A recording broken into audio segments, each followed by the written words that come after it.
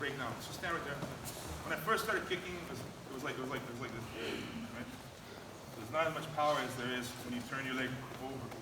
I went a little wide. I'm not going hard, but you see there's more energy there than there is in there. Maybe that's even a different kick, okay? So realize with time this will get better.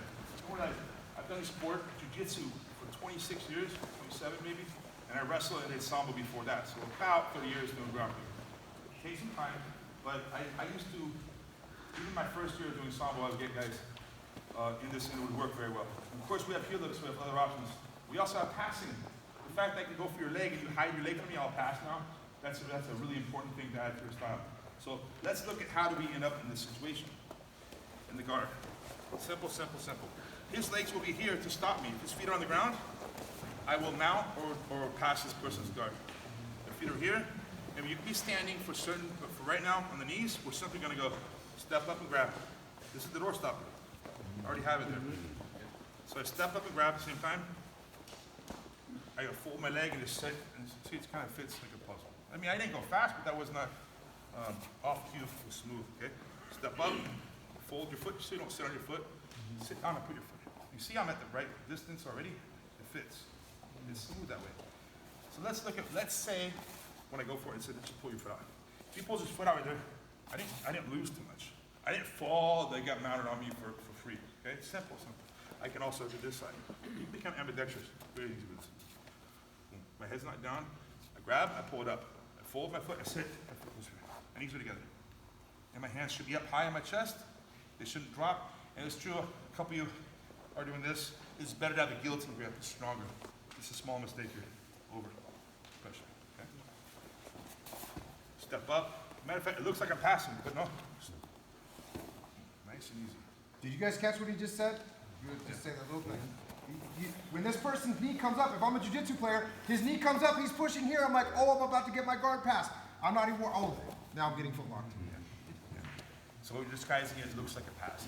And this, if you don't get the leg, you're not compromised, you're not falling over. I'm not doing a giant fall on my back and letting them mount me for free. Could you get mounted or someone escape? Yes, it could happen, especially the less you've done this kind of attack. The more you take these kind of chances to get better, you will improve extremely fast.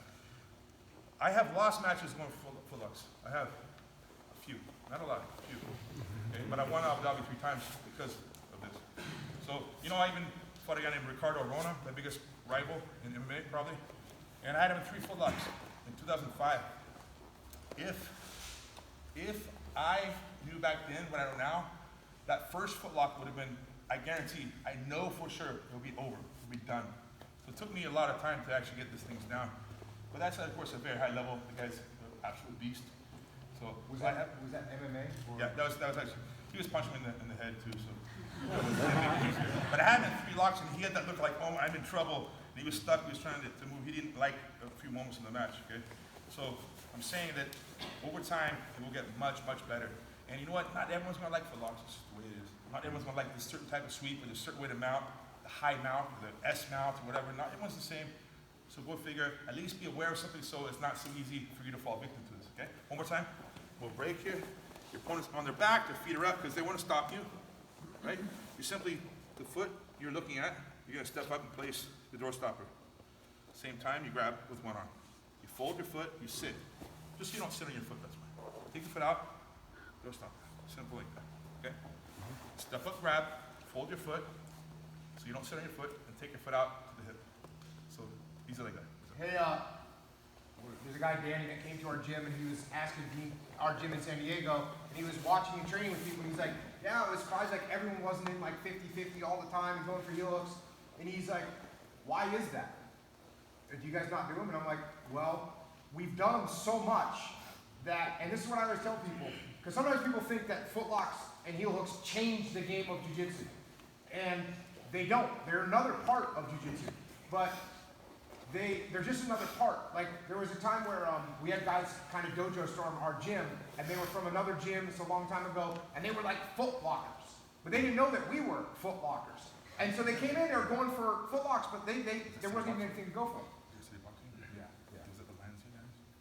And they came in, and like you can see like the look on their face that not only were our feet really not available, because you know, like, my feet are not available to Dean Lister. Like, as much as I possibly, my whole game is based on not making them available. He's being very humble right now.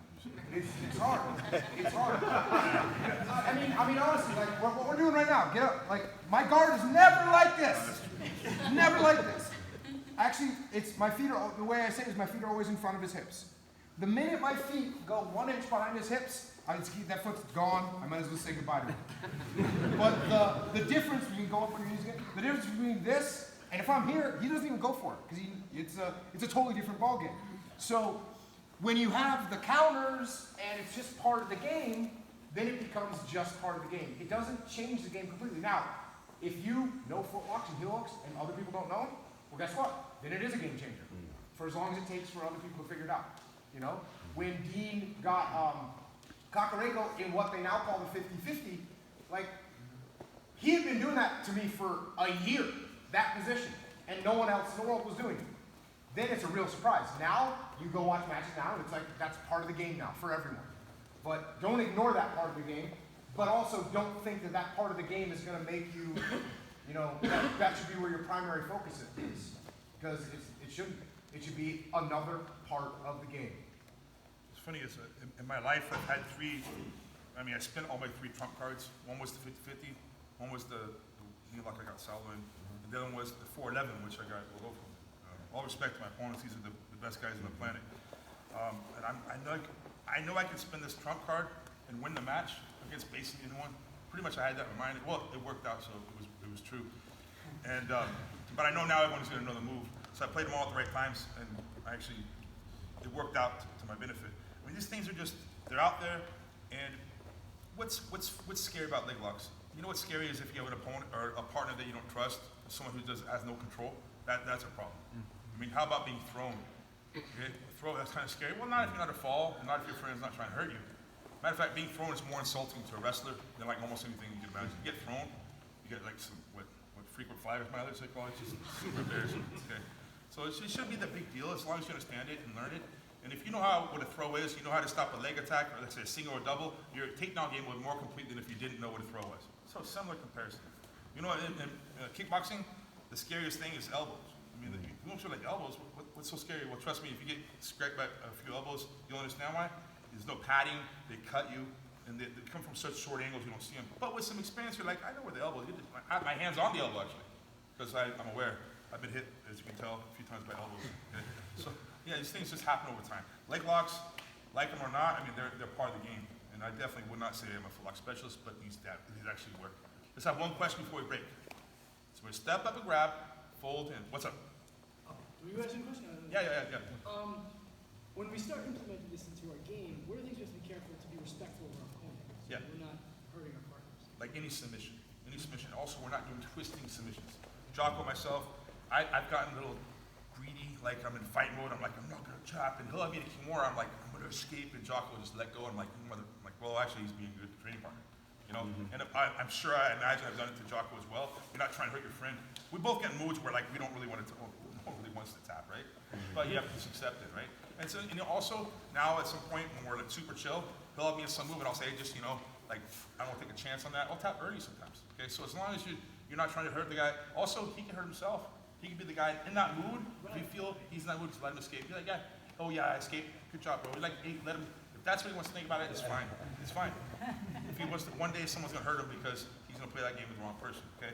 And also, twisting submissions are more dangerous than straight submissions. The straight footlock we're doing is safer than a Kimura. It is. It is completely. Footlocks are not dangerous. The twisting submissions are dangerous. And takedowns are the most dangerous of anything. Actually, you could fall on your head or hurt yourself. So think about it. It's all legit. It's all important to go over. As long as you train it the right way, you're going to be pretty much okay. Yeah, and the reason that heel hooks are dangerous is because they don't hurt until they go pop. And so people think, this isn't working on me. Ow, and now I'm getting knee surgery. Like, it happens like that. And so that's why what Dean said, and this is, man, we've been training for a really long time, and Dean has never hurt me except for when he was showing the move one time. With that, but yeah, rolling, training, he submitted me 1,000 times or more. Yeah, my arm. But other than that, he's put me in 1,000 heel hooks and 1,000 footlocks and never hurt me,